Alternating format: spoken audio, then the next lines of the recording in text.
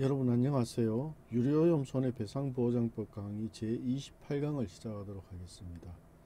이번 시간에는 기름오염 책임 및 청구 기한에 대하여 알아보도록 하겠습니다. 이번 시간에 강의할 학습 내용은 다음과 같습니다.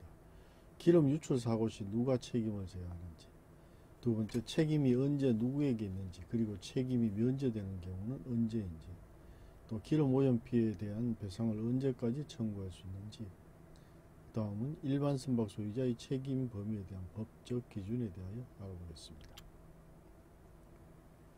법 제2조 제7호 가목에 규정된 유료오염 사고로 인한 피해 보상 청구의 경우 불법 행위의 일종이지만 선박 소유자의 잘못 여부와 상관없이 책임을 지는 무과실 책임 원칙이 적용됩니다. 법 제2조 7호 나목의 오염 제거 비용과 다목의 오염 제거 과정에서 발생한 추가 피해가 이에 해당하는데, 이는 선박 소유자와 방제업자 간 계약이나 법률에 따라 발생하는 비용을 포함합니다.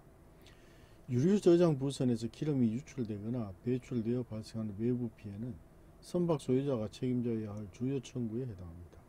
일반적으로 불법 행위는 고의나 과실로 타인에게 손해를 입힌 경우를 말합니다. 그러나 이 법은 선박 소유자의 과실 여부와 관계없이 책임을 묻는 무과실 책임을 적용한다는 점에서 일반 불법 행위와 차이가 있다고 하겠습니다. 먼저 유료오염 손해배상보장법 제44조 제1항에 따르면 기름 유출 사고가 나면 사고 당시 그 유류 저장 부선의 소유자가 손해를 배상할 책임이 있습니다. 이것은 바로 결과책임이라고 할 수 있는데요. 결과책임은 기름 저장 선박에서 기름이 유출되어 손해가 발생했다는 사실만으로 책임을 묻는 원칙입니다. 따라서 기름이 유출되었고 그로 인해 오염이 발생하여 손해가 났다는 것만 증명되면 선박 소유자의 잘못이 없어도 손해배상 책임을 져야 합니다. 이 법은 강제보험을 통해 이러한 위험을 분산하도록 하고 있습니다. 다음은 면책사유에 대하여 알아보겠습니다. 면책사유는 불가항력 제3자의 고의, 항행시설의 하자로 나누어 볼 수 있는데요. 먼저 불가항력은 전쟁, 내란, 폭동, 자연재해 등 피할 수 없는 사건으로 손해가 발생한 경우입니다. 또 제3자의 고의는 유료 저장 부선 소유자나 직원이 아닌 다른 사람의 고의적인 행동으로만 손해가 발생한 경우입니다. 또 항행시설의 하자는 국가나 공공기관의 항로 표지 또는 항해 보조시설 관리 소홀로만 손해가 발생한 경우입니다. 이러한 면책 사유들은 책임보험 계약에서도 보험사가 책임을 지지 않는 경우가 같습니다. 이 선박 소유자에게 책임이 없는데도 보험자까지 책임을 면하는 상황에서 선박 소유자에게 책임을 지는 것은 지나치게 가혹하기 때문입니다. 영국에서는 면책 사유를 판단할 때 피할 수 없는, 즉 irresistible이라는 표현을 중요하게 보며 일반적인 천재지변의 개념보다 더 좁게 해석하고 있습니다. 다음은 피해자의 고의 또는 과실입니다. 유료오염 손해가 피해자의 고의 또는 과실로 발생했다면 법원은 손해배상 책임과 금액을 정할 때 이 점을 반드시 고려해야 합니다. 법 제6조에서는 유류 저장 부선에 의한 유료오염 손해가 피해자의 고의 또는 과실로 발생한 경우에는 법원은 손해배상의 책임 및 금액을 정할 때는 이를 고려하여야 한다고 규정하고 있습니다. 유료오염 손해배상보장법은 결과책임 원칙을 따릅니다. 즉 특별한 면책 사유가 없는 한 선박 소유자에게 과실이 없어도 손해배상 책임이 발생합니다. 결과책임 원칙은 피해자가 손해를 입증해야 하는 부담을 줄이고 예상치 못한 피해를 본 사람들에게 빠르게 회복을 돕기 위한 제도입니다. 하지만 피해자의 고의나 과실로 발생한 손해까지 선박 소유자에게 책임을 묻는 것은 법적으로 선박 소유자에게 지나치게 큰 부담을 지우는 면도 있습니다. 두 척 이상의 유류 저장 부선과 관련된 사고로 기름 오염 피해가 발생했고 어떤 배에서 기름이 흘러나왔는지 분명하지 않은 경우 관련된 모든 유류 저장 부선의 선박 소유자는 공동으로 그 손해를 배상할 책임이 있습니다. 그러나 특정 면책 사유에 해당할 때는 유류 저장 부선의 선박 소유자는 손해배상 책임이 없습니다. 이것은 민법 제760조의 공동불법행위에 대한 책임 규정과 같은 의미로 볼 수 있습니다. 다음은 유리오염 손해배상 청구권의 제척기간에 대하여 알아보겠습니다. 유리오염 손해배상 청구권은 손해가 발생한 날로부터 3년 또는 최초 사고 발생일로부터 6년 안에 재판상 청구가 없으면 사라집니다. 유리오염 손해가 발생한 날은 실제 손해가 객관적으로 발생한 날을 의미하며 피해자가 그 손해를 알게 된 날과는 다르다고 생각하면 되겠습니다. 제척기간의 시작점이 문제가 되겠죠. 항상 유리오염 사고의 원인이 된 최초 사고 발생일은 유류 저장 선박이 침몰한 후 배의 외벽 손상이나 부식 등으로 기름이 새어나와 유리오염 피해가 발생한 날을 말합니다. 특히 법 제5조 제3항에서 언급된 사고가 여러 사건으로 연속될 경우에는 6년의 기간을 계산하는 방식이 달라질 수 있습니다. 다음은 재판상 청구의 의미에 대하여 알아보도록 하겠습니다. 재판상 청구라는 것은 반드시 소송의 제기를 요건으로 하는 것을 의미하는 것은 아니고 지급 명령의 신청, 민사조정의 신청, 책임제한 절차의 참가, 중재인 선정의 통지, 파산 선언의 신청, 파산 절차의 참가, 회생 절차의 참가, 민사소송법에 의한 배당 요구, 화해 절차 참가 등이 모두 포함됩니다. 여기서 소송 제기라는 것은 법원에 소장을 제출하여 소송을 개시하는 행위를 의미하고 지급 명령 신청은 채무자에게 일정 금액을 지급하도록 명령해 달라는 신청입니다. 또 민사조정 신청은 법원의 중재로 분쟁을 해결하기 위한 절차가 될 것이고 책임제한 절차 참가는 선박 소유자의 책임제한 절차에 채권자로 참가하는 행위입니다. 이러한 여러 가지 법적 절차에 참가하는 것 자체를 여기서는 재판상 청구의 일종으로 볼 수가 있다는 것입니다. 다음은 일반 선박 소유자의 책임 제한에 대하여 알아보겠습니다. 법 제45조는 일반 선박 소유자의 유류오염 손해배상에 대한 책임 제한에 법 제9조 및 제10조를 준용하여 사고주의 원칙, 책임보험자 등의 책임 제한 항변권 인정, 제한 채권자의 변제 비율에 대하여 유조선 선박 소유자의 규정을 따르도록 하고 있습니다. 일반 선박의 연료유로 발생한 유류오염 손해의 배상 책임이 있는 일반 선박 소유자는 의 책임 제한에 관하여는 제9조 및 제10조를 준용하고 상법 제769조, 제770조 제1항, 제771조, 제773조 제4호 및 제774조부터 제776조까지 규정을 적용한다라고 규정하고 있습니다. 또한 상법 제769조, 제770조 제1항, 제771조, 제773조 제4호 및 제774조부터 제776조까지 규정을 적용하여 선박연료유 협약의 입법 취지에 따라 상법상 선박 소유자의 책임 제한의 범위를 적용하도록 하였습니다. 다음은 사고주의 원칙에 대하여 알아보겠습니다.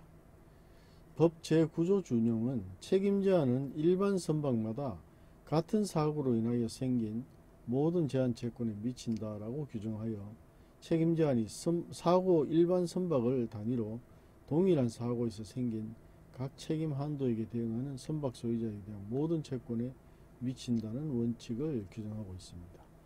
여기서 사고주의 원칙이라는 것은 책임 제한이 사고를 단위로 동일한 사고에서 생긴 각 책임 한도에게 대응하는 선박 소유자에 대한 모든 채권에 미친다는 원칙입니다. 이는 항해주의와는 다른데요. 항해주의는 한 번의 항해에서 발생한 모든 사고를 하나로 묶어 하나의 책임 제한 기금을 형성하는 반면 사고주의는 각각의 사고에 대하여 별도의 책임 제한 기금을 형성합니다. 예를 들어서 1회 항해에서 3번의 사고가 있었다면 3개의 책임 제한 기금이 형성되고 3번의 사고에 대하여 각각의 책임 제한 기금이 형성되어 채무의 변제에 충당하게 됩니다. 항해주의를 적용한다고 하면은 1회 항해에서 3번의 사고가 있었다고 하더라도 책임 제한 기금은 하나의 책임 제한 기금만 형성이 되기 때문에 피해자의 구제는 불충분하게 될 수 있다 이렇게 볼 수 있습니다. 그러나 이는 매우 이론적인 것이고 실제로는 책임 제한을 받을 정도의 사고라면 한 번에 향해서 여러 번 사고가 발생하는 것은 거의 불가능하다고 생각합니다. 다음은 책임보험자 등의 책임 제한의 항변권에 대하여 알아보도록 하겠습니다. 이 법 제9조 준용에서 일반 선박 소유자의 책임 제한은 선박 소유자 및 보험자 등에 대한 모든 제한 채권에 미친다라고 규정하고 있습니다.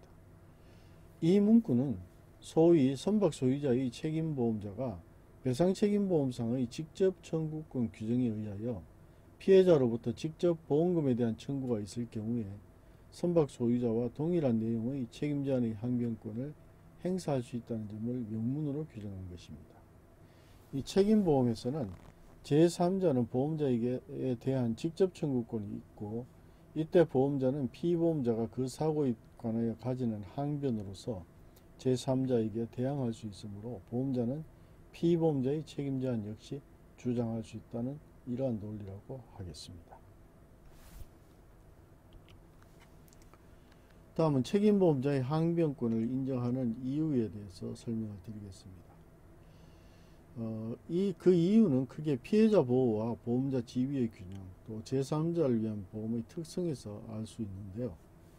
피해자인 제3자가 책임보험자에게 직접 청구권을 행사하여 소송을 제기하였을 경우에 책임보험자를 피보험자보다 불리한 지위에 놓이지 않게 하려는 것입니다.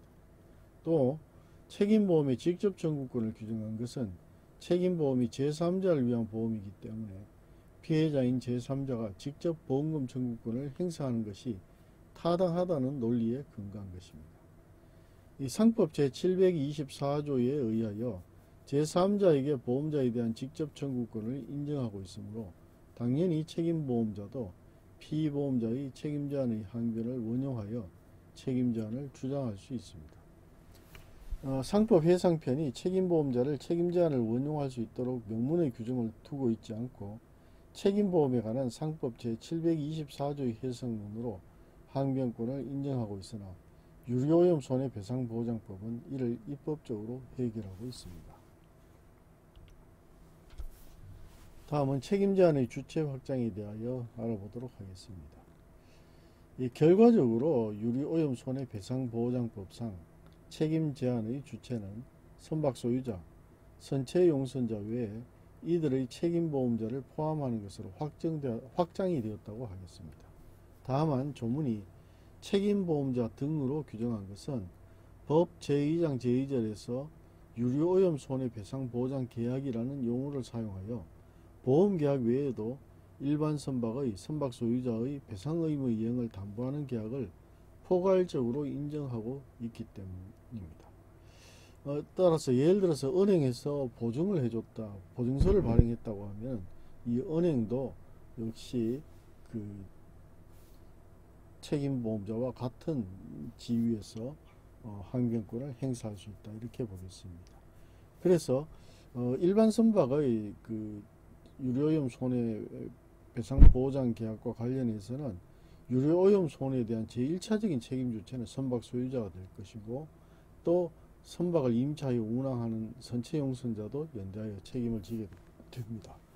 2차적으로 볼 때는 책임보험자가 선박 소유자의 배상 책임을 담보하는 보험회사로서 역시 책임을 지게 되고 기타 배상의무 이행을 담보하는 계약을 한 은행이라든지 기타 금융기관 등도 모두 보장계약자로서 책임 제한의 주체로서 어떤 권리를 행사할 수 있다, 이렇게 볼 수 있겠습니다.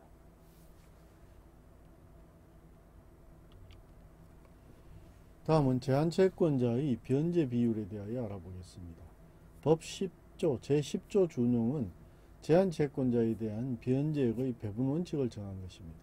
선박 소유자 또는 보험자 등이 그 책임을 제한한 경우에는 그의 책임 제한을 가지고 대항하게 되는 채권자 중 제한채권자는 책임 제한 기금의 분배에 있어서 자기가 가지는 제한채권액의 비율에 따라서 변제를 받게 됩니다. 즉 법 제10조에서는 일반 선박 소유자가 법 제7조에 따라 책임을 제한한 경우에는 제한채권자는 그 제한채권액의 비율에 따라 변제를 받는다라고 규정하고 있는데요. 책임제한기금은 제한채권의 변제만 충당하는 것이지만 제한채권자 간의 기금의 분배는 제한채권액의 비율에 따라야 합니다. 즉 각계의 제한채권에 부수한 우선변제권, 우선특권 등의 담보권의 유무는 전혀 고려하지 않는다고 하겠습니다. 이와 같은 유료오염 손해배상 책임을 시간의 순서에 따라서 보면 다음과 같습니다. 먼저 유류 저장 부선 또는 일반 선박으로부터 유류가 유출 또는 배출되어 오염이 발생했을 때 선박 소유자에게는 결과책임 원칙에 따라서 손해배상 책임이 발생하게 됩니다. 이때 불가항력, 제3자의 고의, 항행시설 하자 등 면책사유에 해당하는지 여부를 확인하고 선박 소유자는 책임제한 절차에 신청이 가능합니다. 피해자는 제척기간 내에 재판상 청구를 할 필요도 있습니다. 즉 유료오염 손해배상 책임은 사고 발생, 책임 발생, 면책사유 검토, 책임제한, 손해배상 청구의 순서로 진행이 되는데 각 단계에서 법적 요건과 효과가 달라지므로 정확한 이해가 필요하다고 하겠습니다. 다음은 유료오염 손해의 유형과 범위에 대하여 알아보겠습니다. 유료오염 손해는 물적 손해, 방제비용, 추가적 손해 이렇게 구분해 볼 수 있겠는데요.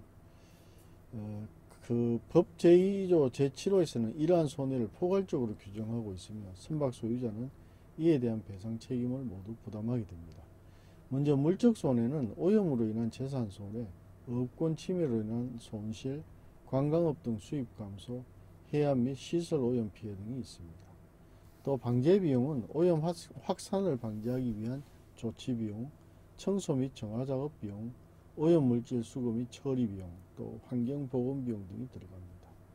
또 추가적인 손해로는 방제 조치로 인한 추가 손실, 환경 피해 복구 비용, 생태계 회복 비용, 장기적 환경 모니터링 비용 등이 포함이 된다고 하겠습니다.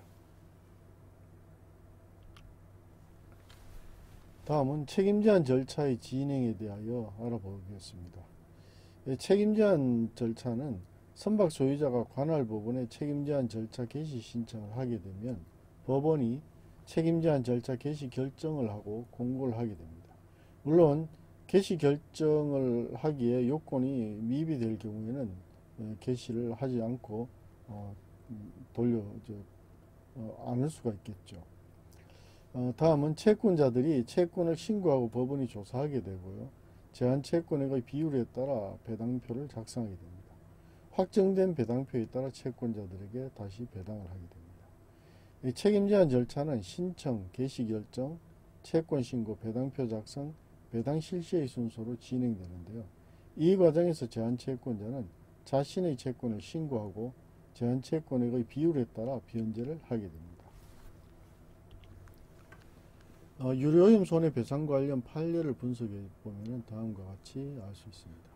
유료오염 손해배상과 관련된 주요 판례들은 다음과 같은 쟁점을 다루고 있는데요. 먼저 결과책임의 범위입니다. 선박 소유자의 과실 없이도 유료오염 손해에 대한 책임을 인정하는 결과책임의 범위와 한계에 관한 판단을 하게 됩니다. 또 면책사유의 해석과 관련해서 불가항력, 제3자의 고의 등 면책사유의 해석과 적용 기준에 관한 판단들을 하고 있습니다. 또 손해의 인과관계를 따지게 되는데요. 유류 유출과 손해 발생 간의 인과관계 또 입증 정도에 대한 판단도 하게 됩니다. 또 책임제한 적용 여부와 그 한도의 산정에 관한 판단을 하게 되는데요. 이러한 종류의 판례들은 유료오염 손해배상 사건에서 중요한 법적 해석 기준을 제공하며 법 해석의 어떤 지침이 된다 이렇게 볼 수 있겠습니다. 다음은 국제협약과도 긴밀한 관계가 있다고 할 수 있겠습니다. 2001년 채택된 선박연료유에 의한 오염 손해에 대한 민사책임에 관한 국제협약은 일반 선박의 연료유에 의한 오염 손해에 대한 책임과 보상을 규정하고 있습니다. 이 협약에서도 선박 소유자의 엄격 책임 원칙, 강제보험제도 도입, 직접 청구권의 인정 등이 특징인데요. 우리나라에서는 유류오염 손해배상보장법을 제정하고 이를 개정하면서 선박연료협약의 내용을 국내법에 반영하여 결과책임 원칙을 채택하고 책임제한 제도의 도입, 강제보험 의무화, 또 제척기간의 설정 등이 되어 있습니다. 우리나라의 유료오염 손해배상보장법은 일반 선박에 대하여는 선박연료협약의 내용을 국내법에 수용하여 제정되었고 국제적 기준에 부합하는 책임 및 보상 체계를 구축하고 있다고 할 수 있겠습니다. 다음은 유료오염 손해배상보장계약에 대하여 알아보겠습니다. 보장계약이라는 것은 유료오염 손해배상보장 계약이라는 것은 선박 소유자의 배상 책임을 담보하기 위한 계약으로서 주로 책임보험 형태로 체결이 됩니다. 유료오염 손해배상보장법에서는 일정 규모 이상의 선박에 대한 강제보험 가입을 의무화하여 피해자 보호를 강화하고 있습니다. 또 피해자는 선박 소유자의 보험자에게 직접 보험금을 청구할 수 있는 권리를 가지게 되고요. 선박 소유자는 보장계약 체결 사실을 증명하는 증명서를 선박에 비치하도록 하고 있습니다. 유료오염 손해배상보장계약 제도는 피해자 보호와 신속한 손해배상을 위한 핵심적인 장치라고 할 수 있겠습니다. 이를 통해 선박 소유자의 배상 능력을 담보하고 피해자가 실질적인 배상을 받을 수 있도록 보장하고 있다고 하겠습니다. 유료오염 손해배상과 관련하여 주요 용어를 살펴보면은 먼저 유류저장부서는 유류를 저장하기 위한 목적으로 사용되는 부유식 구조물로서 자체 추진장치가 없이 예인되어 이동되는 선박을 말합니다. 또 연료유는 선박의 추진이나 운항을 위해 사용되거나 사용될 예정인 탄화수소 광물유를 말하는데 여기에는 윤활유가 포함이 됩니다. 또 제한채권이라는 것은 선박 소유자가 책임 제한을 주장할 수 있는 채권으로 유료오염 손해에 대한 배상 청구권을 포함하게 됩니다. 또 결과책임은 과실 유무를 묻지 않고 결과 발생만으로 책임을 부담하는 책임 원칙으로서 엄격 책임이라고도 합니다. 또 제척기간이라는 용어는 권리를 행사할 수 있는 기간으로 이 기간이 경과하면 권리 자체가 소멸하는 효과가 발생합니다. 다음은 연대책임인데요. 둘 이상의 책임 주체가 각자 전체 손해에 대해 책임을 지는 것으로 피해자는 어느 한 사람에게 전액배상을 청구할 수 있습니다. 유료오염 손해배상제도의 특징은 다음과 같이 설명할 수 있겠습니다. 첫째, 결과책임입니다. 선박 소유자의 과실 유무를 묻지 않고 유료오염 손해에 대한 책임을 부담하는 것입니다. 두 번째, 책임 제한입니다. 선박 소유자는 일정한 한도 내에서만 책임을 부담하도록 함으로써 선박 소유자의 부담을 경감시키고 있습니다. 다음은 강제보험입니다. 일정 규모 이상의 선박은 의무적으로 보험에 가입하도록 하고 있습니다. 이를 통해서 피해자의 보상을 확실히 하고 있습니다. 다음은 직접 청구권인데요. 피해자는 보험자에게 직접 보험금을 청구할 수 있도록 하여 피해자의 구제에 적극성을 띠고 있습니다. 유료오염 손해배상제도는 피해자 보호와 선박 소유자의 예측 가능성 사이에 균형을 추구하는 특징을 가지고 있습니다. 결과 책임을 통해 피해자의 입증 부담을 경감하면서도 책임 제한을 통해 선박 소유자의 과도한 부담을 방지하고 있습니다. 다음은 유료오염 손해배상 관련 쟁점과 과제에 대하여 알아보겠습니다. 이 현행 제도에서는 책임 한도액의 적정성, 환경손해 산정, 인과관계 입증, 국제협약과의 조화가 쟁점이 되고 있는데요. 대형 유료오염 사고 발생 시 현행 책임 한도액이 충분한지에 대한 검토가 필요하다고 하겠습니다. 또한 환경손해 산정과 관련해서는 생태계 파괴 등 환경손해의 정확한 산정 방법을 개발할 필요가 있고요. 인과관계 입증에 있어서는 장기적 환경 영향과 손해 간의 인과관계 입증도 문제가 되겠습니다. 또 국제협약의 개정에 따른 국내법 정비가 상시 이루어져야 하겠습니다. 향후에는 피해자에 대한 신속하고 충분한 보상 체계를 구축하고 유료오염 사고 예방을 위한 안전 시스템 강화, 국경을 초월한 유료오염 대응을 위한 국제 협력 확대, 환경 손해에 대한 보다 명확한 법적 기준 마련 등이 과제가 되겠습니다. 유료오염 손해배상 제도는 지속적인 개선과 발전이 필요한 분야인데 특히 환경손해의 산정과 장기적 영향에 대한 보상 문제는 앞으로 중요한 과제로 남아있다고 하겠습니다. 이번 시간 강의 내용을 정리하면 다음과 같습니다. 유료저장 무선의 유료오염 손해는 주된 채권과 부수적 채권으로 구분이 되는데요. 결과책임 원칙에 따라 선박 소유자의 과실 유무를 묻지 않고 책임이 발생하게 됩니다. 다만 법적 면책 사유가 있는 경우에는 책임이 면제됩니다. 유료오염 손해가 발생한 날부터 3년 또는 최초 사고 발생일로부터 6년 이내에 재판상 청구가 없으면 손해배상 청구권이 소멸합니다. 일반 선박 소유자는 사고주의 원칙에 따라 책임을 제한할 수 있으며 책임보험자도 동일한 항변권을 행사할 수 있습니다. 유료오염 손해배상보장법은 피해자 보호와 해운산업의 지속가능성 사이의 균형을 추구하는 법체계입니다. 결과책임 원칙을 통해 피해자의 입증부담을 경감하면서도 책임제한 제도와 면책 사유를 통해 선박 소유자의 과도한 부담을 방지하고자 하는 것입니다. 또한 강제보험 제도와 직접 청구권을 통해 피해자의 실질적인 배상 가능성을 높이고 있다고 하겠습니다. 이상 강의를 마치도록 하겠습니다.